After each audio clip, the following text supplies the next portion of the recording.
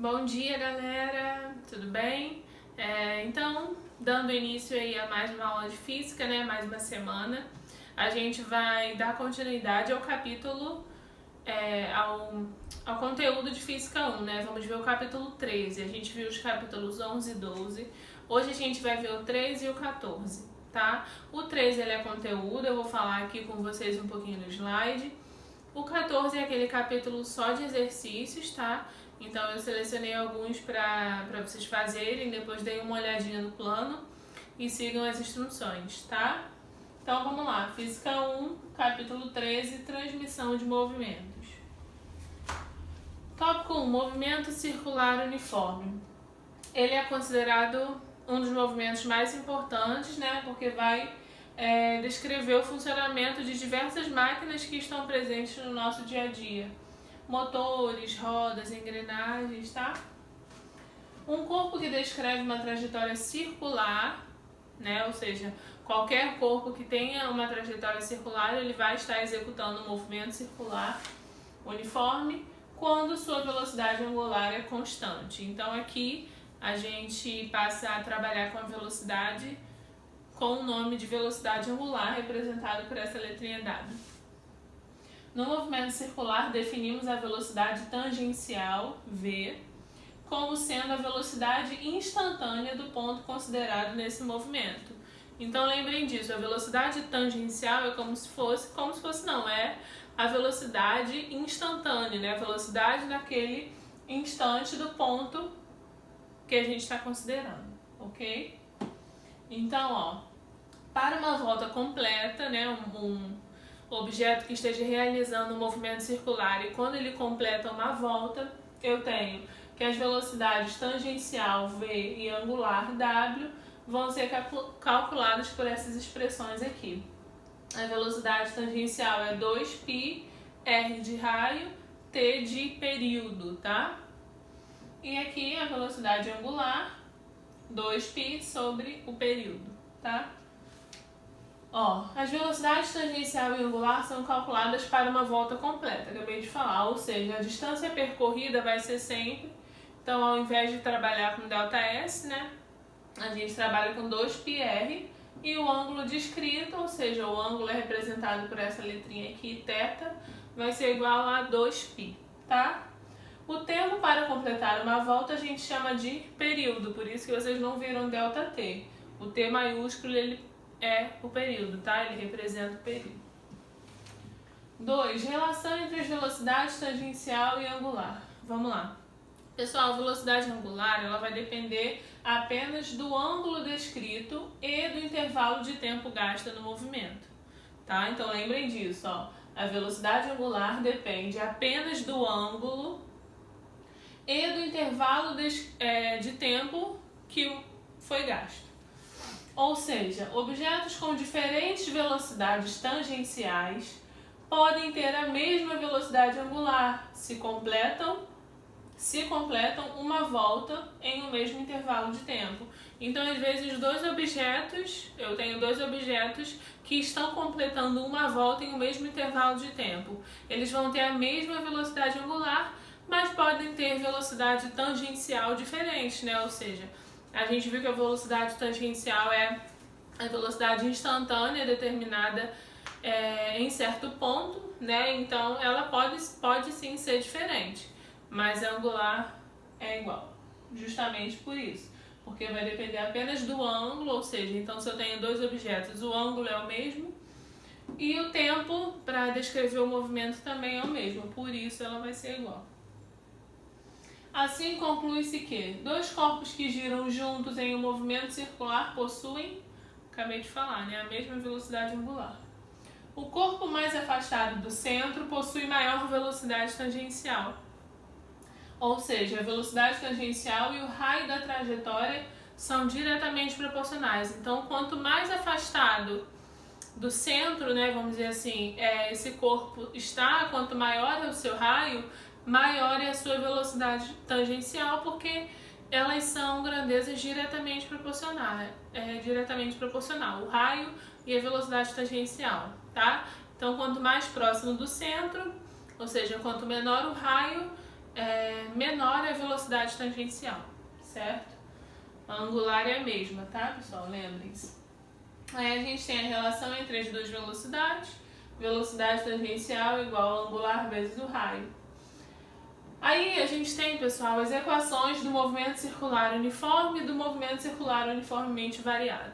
Só pra gente lembrar, quando a gente estudou lá movimento retilíneo uniforme, ou movimento uniforme, a gente viu algumas grandezas, né? Trabalhava com S para espaço, V para velocidade e A para aceleração. Quando a gente tinha o movimento uniformemente variado, né? No movimento circular, eu tenho essas relações aqui, ó. O espaço passa a ser descrito pelo ângulo, representado por θ. A velocidade vai ser chamada de velocidade angular, representada por W. E a aceleração passa a ser a aceleração angular, representada por alfa, tá? Então, ó, eu tenho as equações aí que a gente trabalhava no movimento retilíneo e aqui no movimento circular. Função horária da posição, função horária da velocidade para o movimento uniforme. Então, as equações análogas estão aqui para o movimento circular. Equação horária, função horária da posição para o movimento uniformemente variado e equação da velocidade para o movimento uniformemente variado ou equação de Torricelli, né? Mesma coisa, equações análogas para o movimento circular uniformemente variado e aqui também, para o movimento circular uniformemente variado. Percebam que S, ó, olha essas relações aqui, ó, S virou o θ, V virou a velocidade angular, o W, e A virou alfa. Então, vocês conseguem ver essas relações aqui, né? É o que muda do movimento retilíneo para o circular. Gráficos do movimento circular uniforme, vamos lá. Considere a notação. Quando um corpo gira no sentido anti-horário, sua velocidade angular é positiva, e quando gira no sentido horário, negativa. Então, antes, né, para a gente analisar os gráficos, é preciso ter em mente isso aqui, tá bom? Ó, corpo girando no sentido anti-horário, sua velocidade angular vai ser positiva, e no sentido horário, ela vai ser negativa. Aí eu tenho o primeiro gráfico, que é o gráfico do ângulo versus tempo, tá? Então, ó, no movimento circular uniforme, a velocidade angular é constante e a função horária da posição angular, uma equação do primeiro grau, ou seja, vai ter uma reta inclinada. Então, aqui, ó, à medida que o tempo vai aumentando, o ângulo, né, também vai aumentando, vocês podem ver. Aqui, à medida que o tempo vai aumentando, o ângulo vai diminuindo, ou seja, velocidade angular maior do que zero, o corpo está girando no sentido anti-horário, né? Vocês podem ver, representa uma reta inclinada, né? Equação do primeiro grau. E a velocidade angular aqui vai diminuir, significa que o corpo está girando no sentido horário.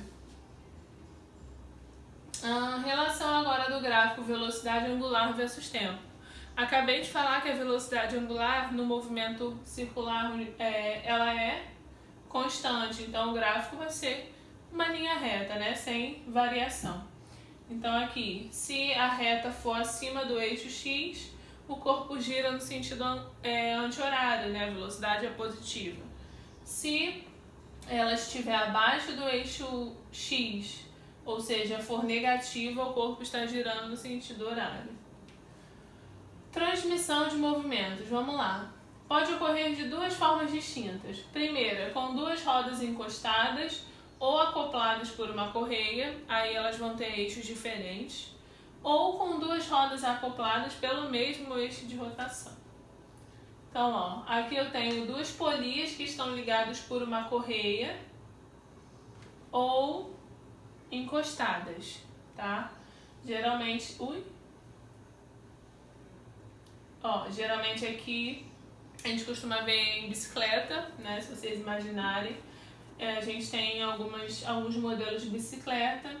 Então aqui, ó, a velocidade angular é a mesma, a velocidade tangencial Tá mostrando aqui pra gente o movimento, né? Elas estão girando para o mesmo lado.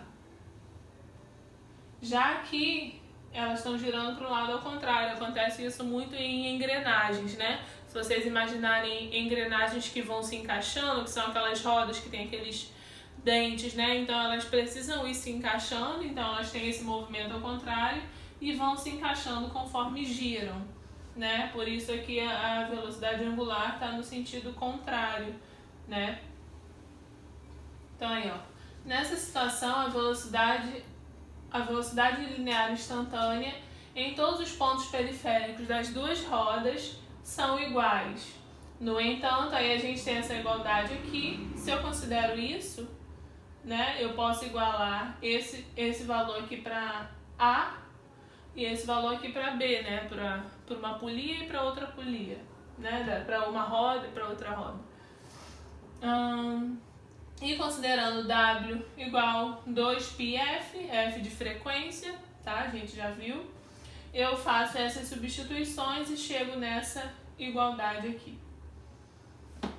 Por meio da análise da expressão anterior, conclui-se que a frequência de rotação de uma das rodas é inversamente proporcional ao seu raio, ou seja, a roda menor gira mais vezes do que a roda maior, tá? Lembrem disso, são grandezas inversamente proporcionais, a frequência de rotação de uma das rodas e o raio, tá?